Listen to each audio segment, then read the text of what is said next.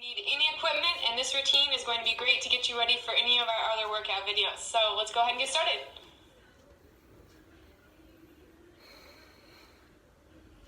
As Kelly said, we're going to be going through each one of these exercises for 30 seconds. So let's go ahead and get started with our first one, which is going to be a boxer shuffle. In 3, 2, 1, and start up. Just try to stay up on the ball of your foot as much as you can. Nice quick motion, hopping back and forth from foot to foot.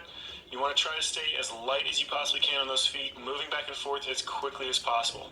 Now you might want to start a little slower when you first start into this exercise, but as we get further through this, start trying to speed up a little bit more, get that heart rate up a little bit more, start trying to warm those muscles up more. Got about 5 seconds left until we switch to an overhead reach with stretch. And go ahead and switch. Nice tall stretch with those hands over top of your head, then down to those feet and back up. Go ahead and round that lower back as you stretch down towards those toes, then come back up, nice straight spine as you come up to the top.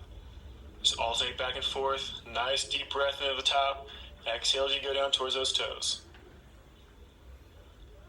Just make sure you're keeping the motion under control, nice and slow. You don't want to get those arms out of control and just swing them around. You always want to make sure those arms are under control. And let's go ahead and switch to a slow high knee march. Just pulling those knees up nice and high. Remember, this is a slow high knee march, so you're mainly focusing on trying to get as much range of motion in those legs as you can, as opposed to trying to move quickly and really trying to get that heart rate up. Don't worry, those muscles used in this exercise will do just fine getting that heart rate up and just fine getting that core temperature up.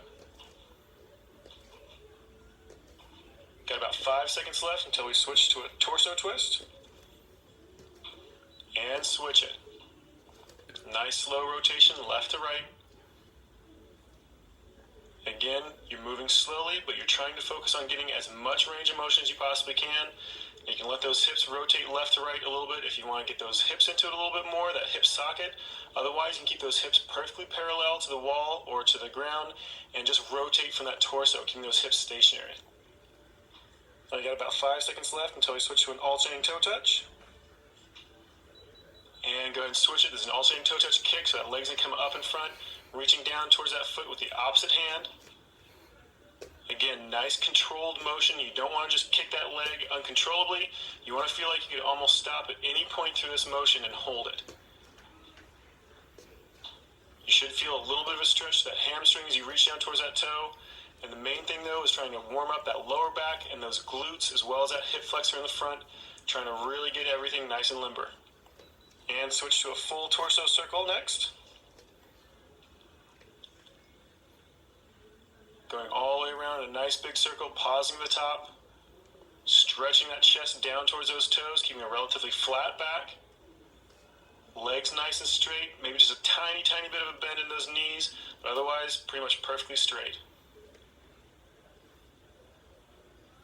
Got a lateral step toe touch coming up next. And go ahead and switch it. Just stepping back and forth, nice slow controlled motion again.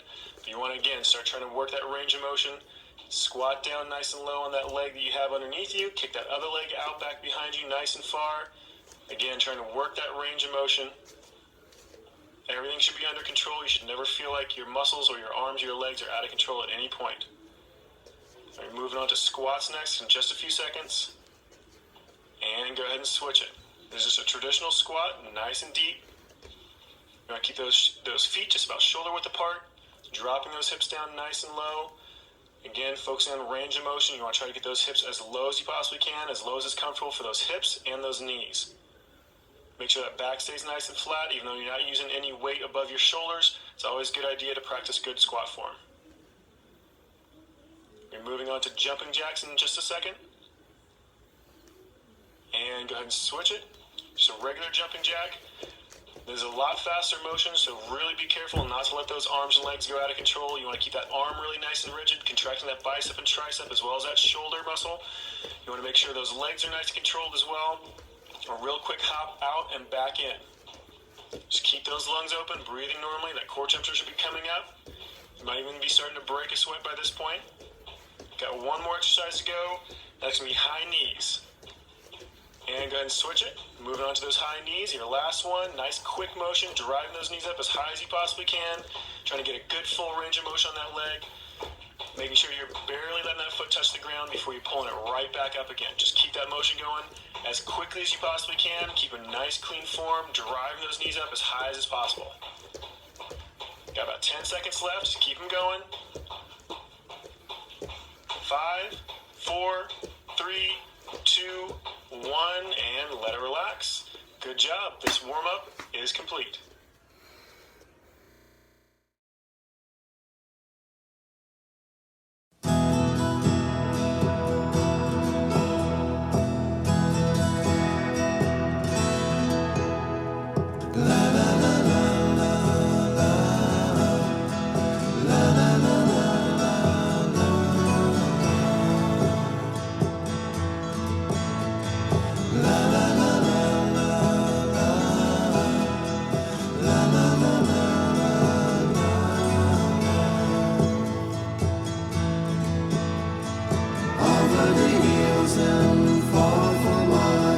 She's waiting for love to be realized. I'll send her my heart covered as a gift and hope that she'll take it into her side.